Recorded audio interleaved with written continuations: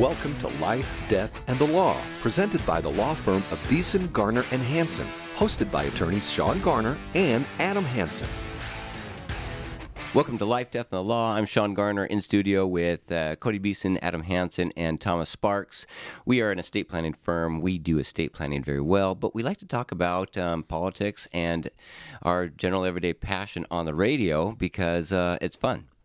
And this episode is going to be talking specifically about understanding the difference between having fun with your hobby, like what this is, talking on the radio and doing podcasts, and making a side hustle and thinking that it's going to be an investment that's going to pay dividends down the road, when in reality, you're probably just taking time away from your family or your main job, which is actually going to provide long-lasting economic security and joy. So we do this as a hobby. This is not our side hustle. And I want to talk, Adam, a little bit about things that you do. You had a recent acquisition. Tell us about that. It was exciting. Why are you gonna bring this up like on air? Because it's fun. It's not fun. It's not a big deal. I bought an airplane, and it sounds like a big deal, It's but a it's big not a big deal. when all of those insurance policies cash out.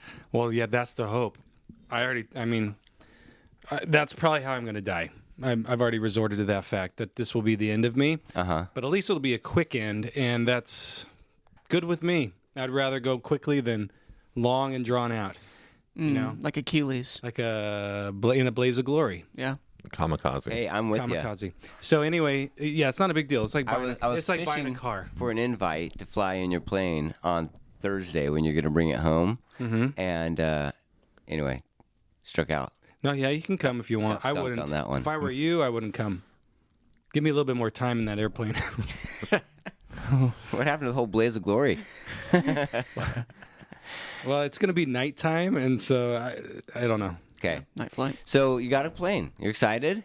I am very excited. It sounds like, oh, Adam, he's got a ton of money. You finally he made can go it. buy a plane. It's not a. This thing is a 1962 aircraft. Okay, Uh-huh. that's what it is, and it's less than your typical car you can buy. Are you calling it Hansen 1 or what is it? Yeah, that sounds great. I hadn't thought about that. Put that on the side of it as it goes down in a flame of glory. Yeah. Yeah. So anyway, my journey to get my pilot's license came to an impasse recently. I've been using a flight school, and that flight school had a couple planes in it. When you say flight school, really, it's just, these people, they buy a couple airplanes, and then they let certified flight instructors take you up in them, and then you're logging your hours in those things. Well, the problem is they had two planes, and one of those planes was constantly down, and then the one plane that was available every once in a while, like there's so many people on the schedule trying to fly that plane, it was virtually impossible. Have you ever ticked off your instructor, like scared the crap out of him, and he's like, land this thing now, or I'm taking the control? Oh, yeah. I mean, he doesn't say land this thing now, but he says there's a procedure that you go through, and meaning if they're like scared, then they'll say, I have controls, and I have to repeat, you have the controls. How many times? Oh, like 4. It's not that big. And you want to go on the maiden flight. One really serious one, I would say. One really serious one. The other one's like, it's fine. I have had it. controls. I got it. Okay, I got it. We were on the ground. Did anybody have to change their pants when they got out of the airplane? No. I mean, the instructors that I fly with, I mean, they're awesome, and they're so good at what they do. But, I mean... So what happened when you took the controls? Were you, like, dropping I was altitude like, fast? Power to you, dude. You got it. Your barrel rolling. One of these, so just shortly, and the pilots that are listening to this are like, you're an idiot. Yeah, that's why I'm reluctant to tell this story. But, okay, this is my first time going into Somerton Airport. Somerton Airport is in Class D airspace, which is the base. There's this big radius around the base. So is that the big dogs, Class D? Class D is the big dogs. I mean, I'm like this little Cessna, on the thing, and then Made in next 1960. to the Harrier, it's like, whoa. I'm like, hey, beep, beep, beep, beep, and there's like, whoa, taking off. So in that sense, it's awesome. I mean, it's just so awesome to be out there on the runway with these guys, these fighter pilots, and these big old Osprey and stuff like that. but at the same time, it's kind of intimidating, and you've got to talk to tower here at MCAS, and that's intimidating. Cody, you've been flying a lot too, and so that's probably the most intimidating thing or hardest thing is the radio controls, or not controls, but your dialogue back and forth tower. You've got to say certain things. They've got to say certain things to you, and you're always worried about messing up, and then they treat you stupid because you are.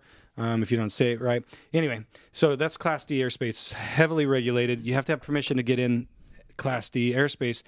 In Class D airspace, below it, like right below, 1,200 feet to the ground, this little carve out is for Somerton Airport. So there's a big circle, and in that circle on the very edge is Somerton underneath Class D. So the first time I flew there, you have to be really low because you can't, unless I had.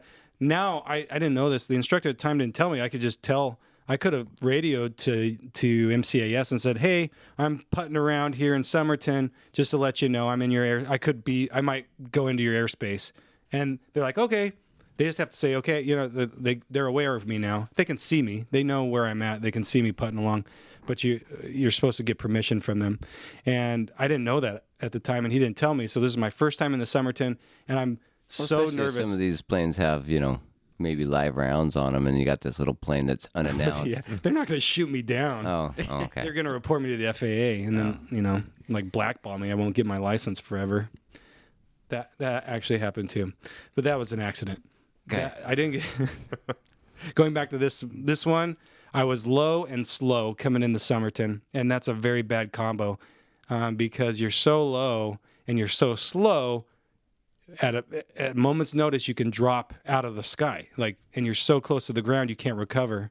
And there's, on most of these little aircraft, there's a little hole in the wing. It's called your stall horn, and so it's designed to, at a certain angle, start alarming you that, hey, you're going into a stall. Because these planes are literally made in the 60s, so it's like yeah, it's not all. It's very rudimentary. I mean, it's not mechanical at any. Well, I guess it is mechanical in the sense that there's a little tab flap in there. These high-tech digital devices. No, but it works. So it's like a hole in the plane that you get a certain angle, it's going to start buzzing. Like a whistle. Yeah. Yeah, but it doesn't buzz. It goes and it gets louder and louder the more you're going into that bad angle until you're falling. Like you can't recover from that. Mm-hmm.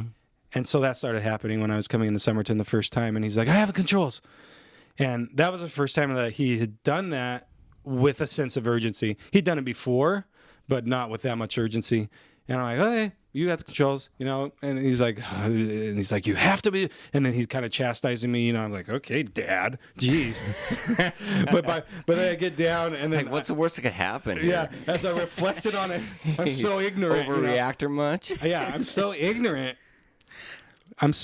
That it wasn't until later, okay, I get down, and then on the ground, and then we're done with the lesson and stuff, and we're just re-going over it. He wasn't really, it was just stern, it was really stern and not messing around kind of voice, serious voice.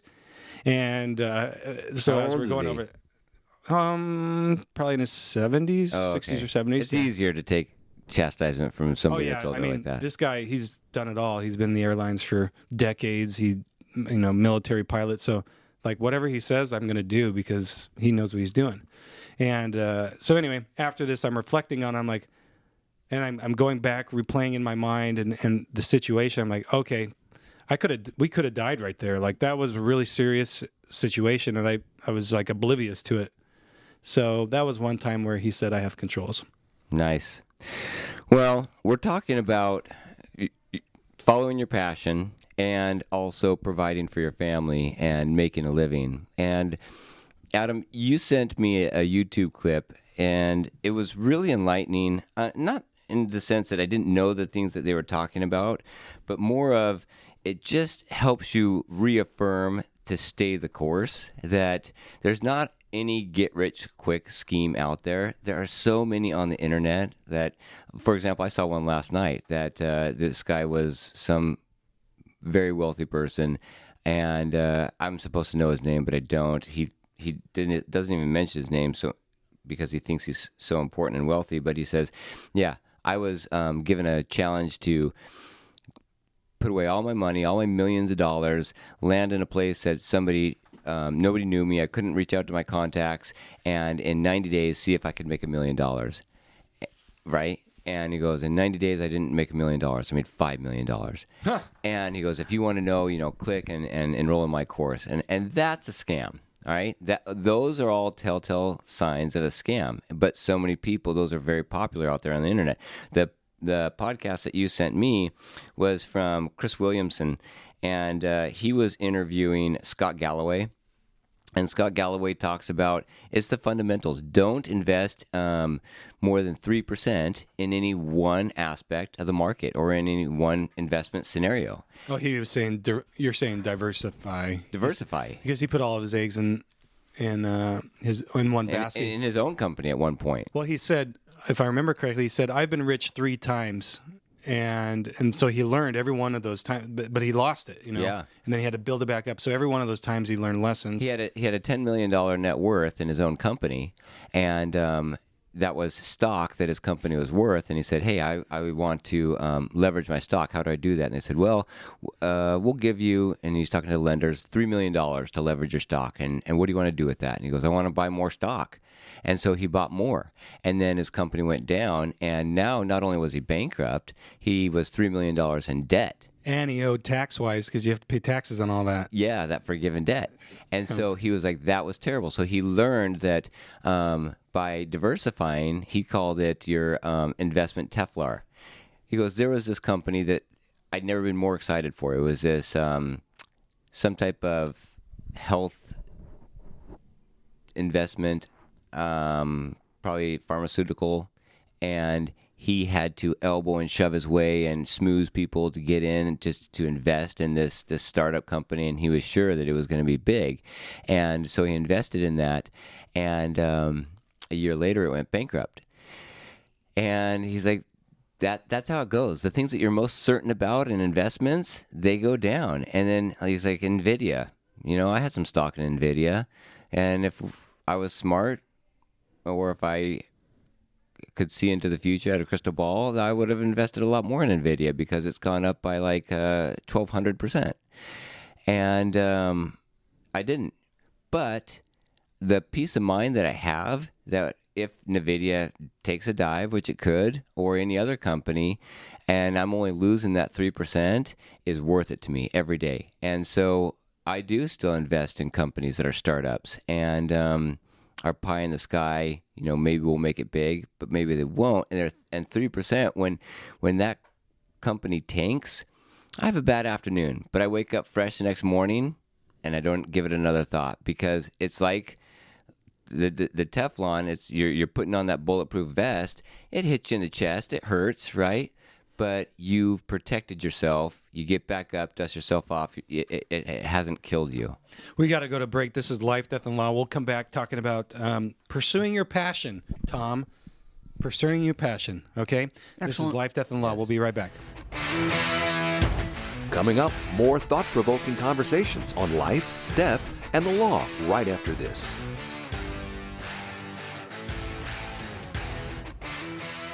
Don't miss out. Beeson, Garner, and Hansen is presenting a live seminar Friday, August 9th at the Foothills Library at 2:30. I know there's nowhere else you'd want to be than our seminar, so 2:30 p.m. at the Foothills Library.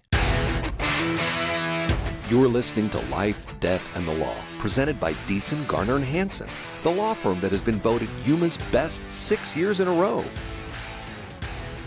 Welcome back to Life, Death, and the Law. We're talking about pursuing your passion and also being able to provide for your family and secure yourself economically.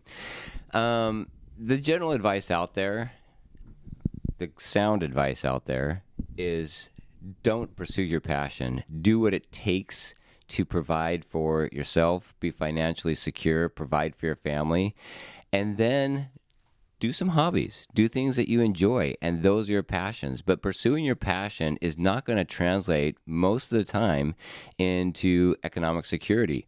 And so Scott Galloway is really good at putting this into perspective. For example, he talks about what is wealth and how do you acquire it.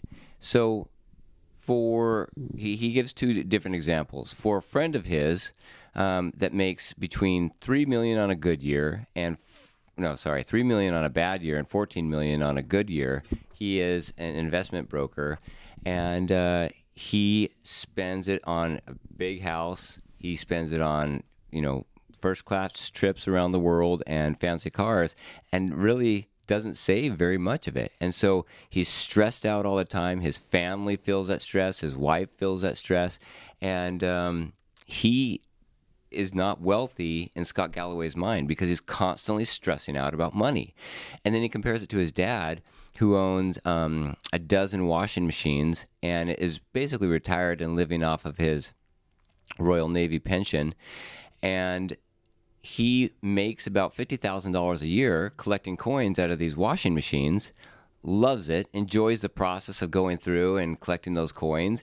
He makes $50,000 in that passive income from those washing machines, but he only his expenditures are about $48,000. And so he is totally set. He goes to sleep and sleeps like a baby. He wakes up, has peace of mind, and he is economically secure. So he, in that sense, is wealthy.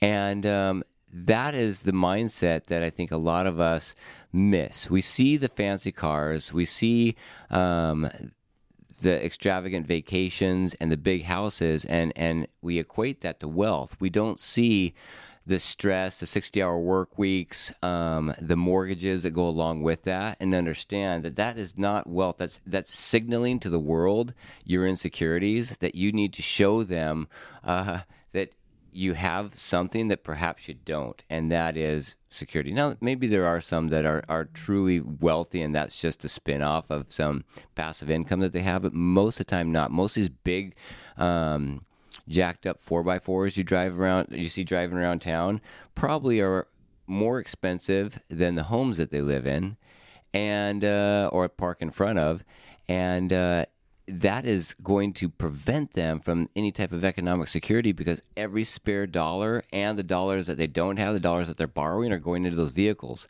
What's your comment on that, Adam?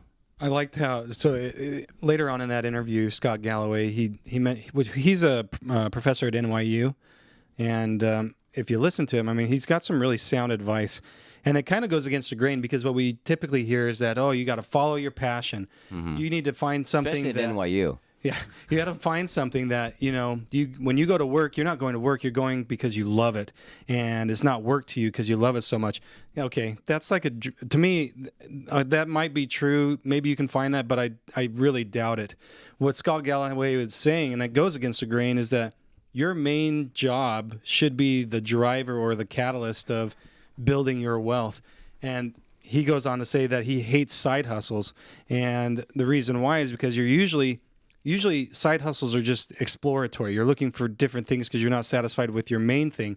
But your main thing, really what you ought to do is focus your energy on that and be the best at it that you can be. If you're in the top 10 or the top 1% of that particular thing that you're doing, your main thing, then you're going to dominate, and you're going to find eventually enjoyment in that, because you are one of the best in what you're doing, and you'll be very successful at that. And he goes on and he argues that the more energy you put into that main hustle that you're doing will pay more dividends in the end than all these little side hustles you're trying to do to bring in more wealth. If you just focus more energy on your main thing, that will be more beneficial to you, and it opens up more avenues for these side hustle exploratory things that you can do. Like Shawn was saying, this little podcast that we do, we don't expect to be as big as Joe Rogan or Howard Stern or something. That's not our goal here. It's just Howard because Stern, really? That's the one you choose to equate us to? The king of satellite radio. All right. You, yeah, specifically. Yeah. You sicko. No, I mean, the idea is that we started doing this because we wanted to have our voice in the community as to political issues that were happening. We started doing it before the pandemic, a few years before the pandemic, but the pandemic really allowed us to get our voice out there as to government intervention and the abuses of government power. Yeah, really, it was to advertise seminars. Yeah, it really was. It was just as basically advertisement on a different platform. We advertised, when we started this, we were advertising primarily in the newspaper. This was back in 2013. And we've been doing this for over 10 years. So we advertised on the newspaper. We advertised by sending out mailers. The mailers we were printing, hand folding, putting in envelopes, and sticking them or taking them to the post office. And so we thought, well, we want to get on different areas and get our name out there so people will attend our seminars and see what we do to support our main source of income. And now it's become a hobby that we really enjoy, and we talk a little bit about estate planning. We try to plug it a little bit here and there, but mainly we talk about topics that are important to us or we feel that will help the community. We bring up issues that are overlooked by the mainstream media, left or right, or the podcasters out there that we think are important. I get concerned about the reason why this topic really hit me is because I think of I have two older sons, one's 17, one is 15, and I worry about them going into the workforce and thinking that when I talk to them, a lot of times I get the impression that they like my older son, he says, well, I want to be an entrepreneur, and I'm not quite sure what that means. I don't know if I get the impression that he's going to have all these little side hustles, but no main thing. Yeah. And what I want him to understand, or if I could talk to him, I can talk to him anytime, I guess.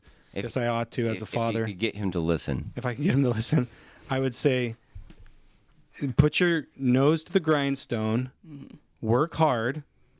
You're not going to find something overnight. These entrepreneurial things that will come because of your main hustle. So focus on that main hustle. That will allow you to explore other side hustles. But really, you got to focus on something.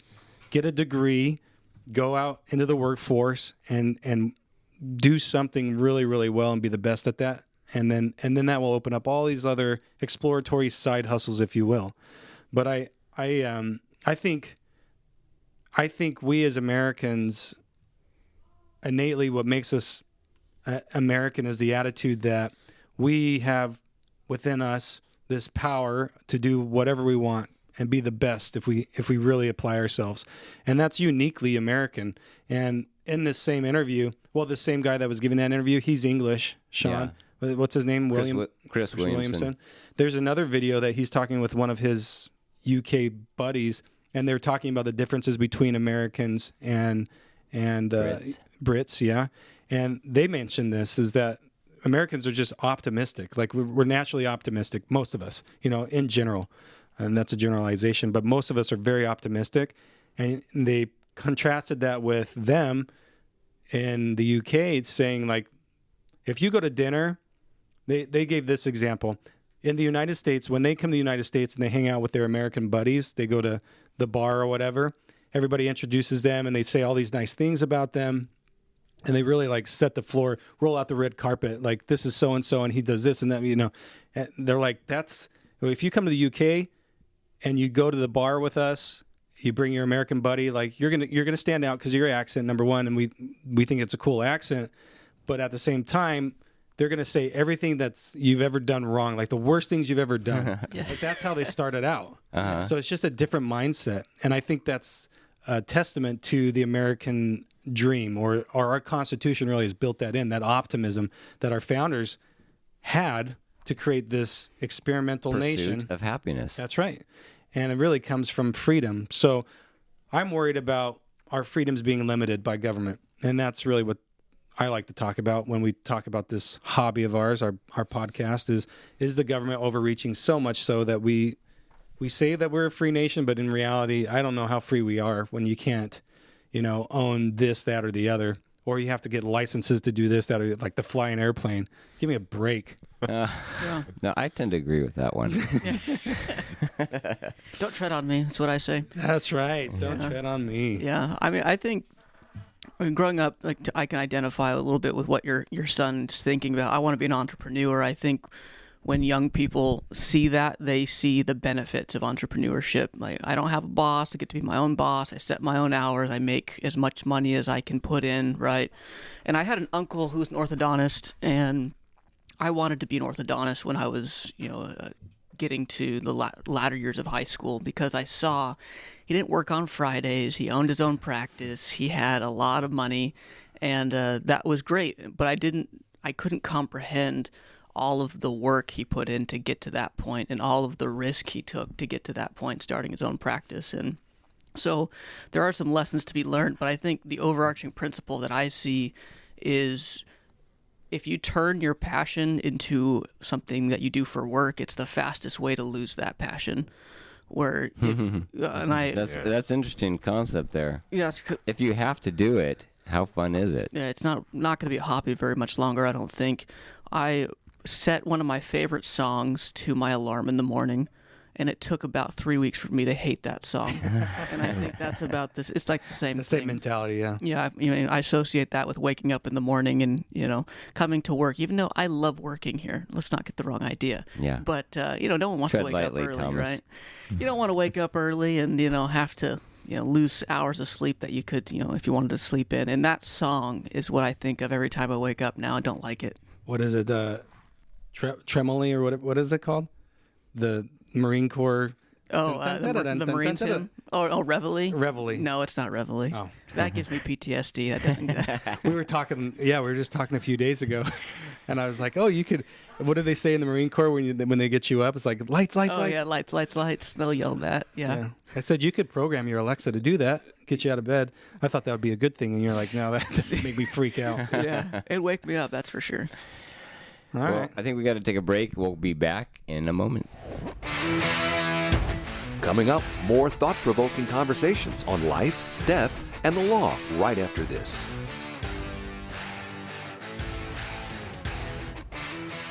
Don't miss out. Beeson, Garner, and Hansen is hosting a live estate planning seminar at the Foothills Library Friday, August 9th at 2:30.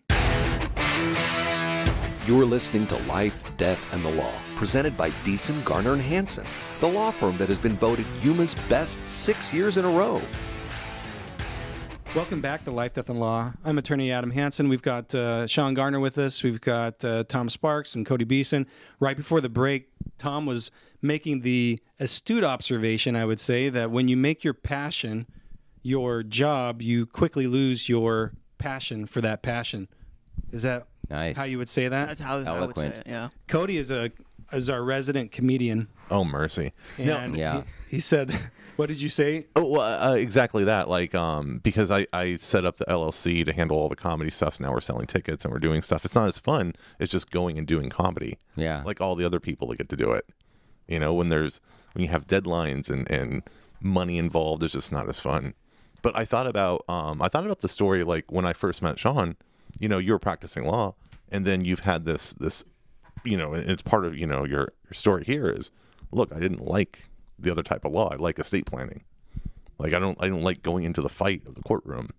I don't know if that's what you said or I'm putting words in your mouth. No, that's it. But at the end of the day, it's like, yeah, if you like what you do and you enjoy it, you never work a day in your life. I don't like uncertainty. Yeah. And I don't like animosity. So in the law, there's a lot of both of those. You are assigned to defend or to zealously represent your client, and so you look for all of the good points of their position and all of the negative points of the opposing party, and so you're constantly trying to attack, and that gave me ulcers. And it wasn't fun. Some people, they may be able to do that and thrive off of it, but I don't think there's very many. I think that's the reason why most attorneys, or not most attorneys, but the highest level of abuse for careers is attorneys. I was going to say, mentally, it does something to you. Yeah. Yeah. Because they need to go and they need to, like, decompress, and so they go to the bar or they go and, use other types of drugs and decompress with that. And if that is your lifestyle, then that's not a very healthy lifestyle. So what I wanted to get into was something that was predictable, that I could use the skills that I have of analyzing a situation, putting pieces together, and and fixing problems if there were, or anticipating where problems may arise and avoiding them, and still be able to make an income off of that as an attorney. When I got out of law school for the first 3 years, I didn't know if that was possible because of all the series that I watched on TV of what attorneys do. You know, they glorify this courtroom battle. And it wasn't glorious at all. It was super duper stressful. And so I would pace the streets at 1, 2 in the morning, you know, going through, should I make this argument? Should I do that argument? Are they going to come up with some surprise motion that I've missed a deadline for a certain, you know, procedural requirement, and it's going to kill my case? And all of those things would keep me awake at night, and I would dread opening my email for fear of finding that I've missed some little nuance in the law and get disbarred or sued for malpractice. What I do now is we look at the long run. We say, okay, everybody's going to die. What do you want to do? What is your legacy? What's important to you? Let's focus on those things, and it helps people come back to earth about what has made them happy along life. So it helps me reflect on my own life at the same time, and we see teachers who are financially very well off and are leaving a good legacy to their children. And we also see doctors and other attorneys or other professionals that make a very high annual income but have very little to show for it because their spending habits are out of control. And so it helps me see all these different aspects and try to incorporate into my life what is going to make my family both financially stable and well-rounded. It's all about the balance. And so, and that's a shout out to my son-in-law who said you can throw it's all about the balance in any phrase and it'll always work. There you go. It's all about the balance. Yeah, and so this is balance. What we do in estate planning is we balance. There are trade-offs in everything, and we balance our legal expertise with the ability to help people achieve peace of mind. Absolutely, well said. And I think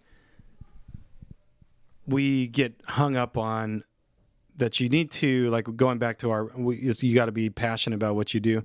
I think to a certain extent, but if you're really serious about being good at what you do, you're not really worried that it's your passion. You're worried about how well you're doing at that particular thing, if that makes any sense. So in our case, we want to be the best at what we do, and we spend a lot of time improving our systems, coming up with new technology, coming up with new ways of doing things and new systems that will help our staff. So give us an example of new technology, because you're the one that is leading the charge on that. So what's your newest pet project?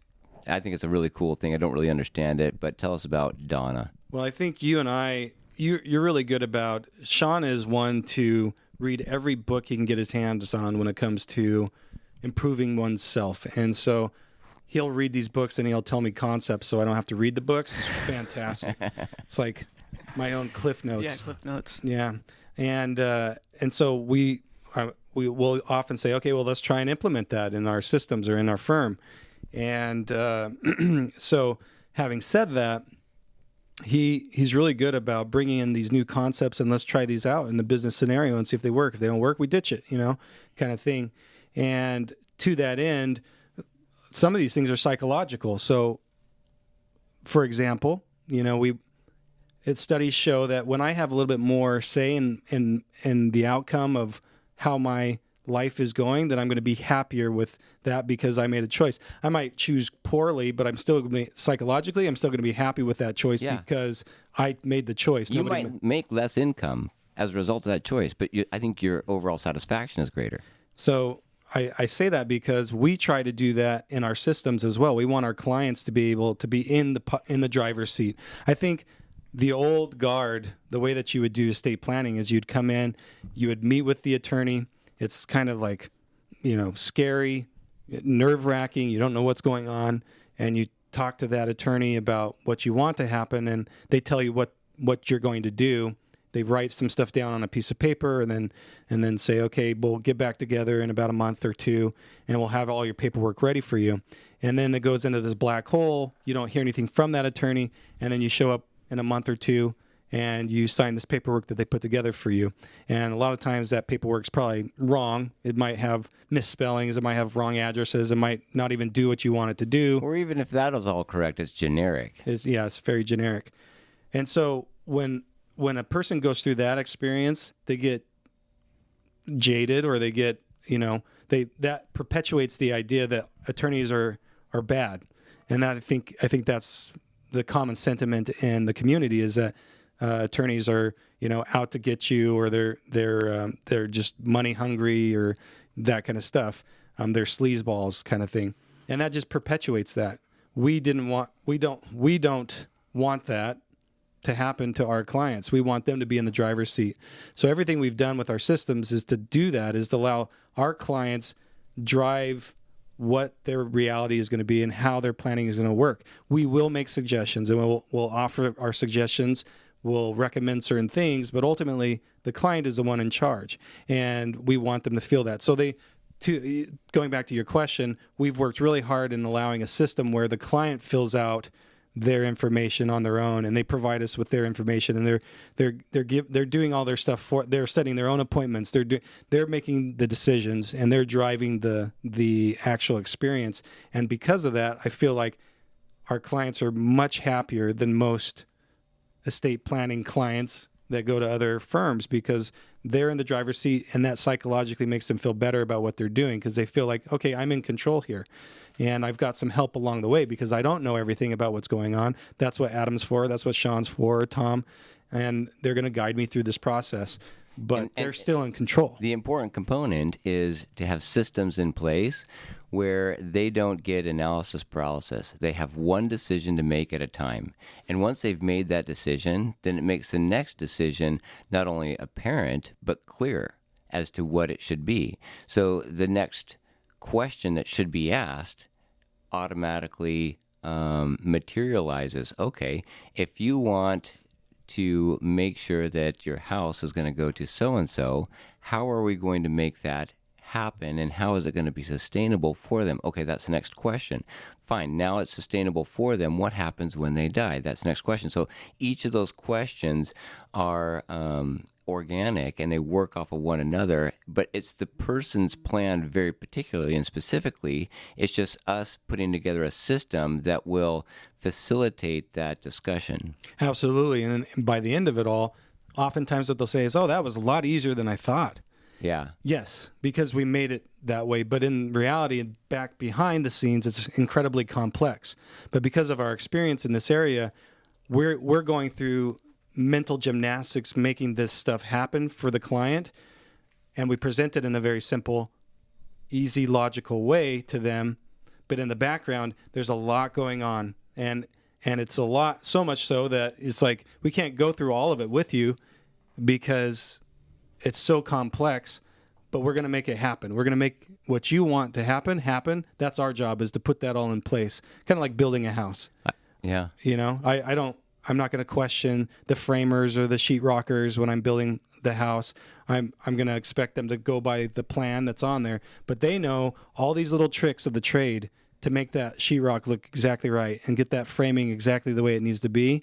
And that's because over the years of experience, these tradesmen, they've learned these things, and they've come up with these ideas and tested things and come up with, okay, that works, that doesn't work, so we're going to do it this way. I don't question that. I just know that my wall is going to be a solid wall. It's going to look fantastic, and it's exactly how it was supposed to be in the planning. See, and that brings up a interesting experience that I had, because I'm a do-it-yourselfer on a lot of those things. At least I used to be. Now I start to delegate more because I'm wising up, and I understand that I can't do something as good as a professional that I pay to do it, even if I work really hard, unless I dedicate all my time to it. For example, I wanted to finish my own basement. And this was when I was in undergrad, and so I was trying to pinch pennies. So I finished the basement with literally a claw hammer, a drill, and a skill saw. That's what I had, because I didn't want to go out and spend the money on the tools that were appropriate for it. And the drywall was a big issue. And you mentioning drywall there, because I would get the drywall and I would measure it out, and I'd cut it and I'd put it on the framing, and then I would see that there was some waste, and so I would find every little piece of waste that I could use, and I would piece it together. And so when my basement was drywalled up, I mean, it looked like a 1,000-piece jigsaw puzzle. It had every little piece, and there was very little waste. And I was so proud of how I was able to minimize the waste. And then I started mudding it, and that is a real skill to make it look smooth. And it was taking me forever. I was mudding it, I was sanding it, I was mudding it again. So finally, I reached out to a contractor that would do that, and he came in and looked at it, and I said, how much to finish this? And he goes, well, normally it's like X amount per square foot. And I go, okay, so are you going to cut me a deal, or what? Why are you saying normally? And he goes, well, I can't do yours. And I go, why not? He goes, there are so many lines everywhere that it's going to be 10 times the amount that I would normally charge. And I was like, well, I wanted to use all the scraps and I didn't want to waste it. And he goes, yeah, but there are so many lines. You can't afford me to do this, and I couldn't afford to do it for anything else less than 10 times what I normally do it for. That was a good learning experience. That common sense, from my limited knowledge, falls far short of the common sense of an expert. Having heard that, my experience, Cody, with the drywall and the construction of the basement, interesting thing about that is I did finish my basement. I put way more work and money into it than was necessary, but I did get it finished, and that's one thing that speaks to my character is I don't give up. I will persevere to the end, and I'll work till 3 o'clock in the morning until it's done. And so I had a lot of sleepless nights getting that done, but afterwards it was done, and it looked fairly, professional. My brother asked me to finish his basement.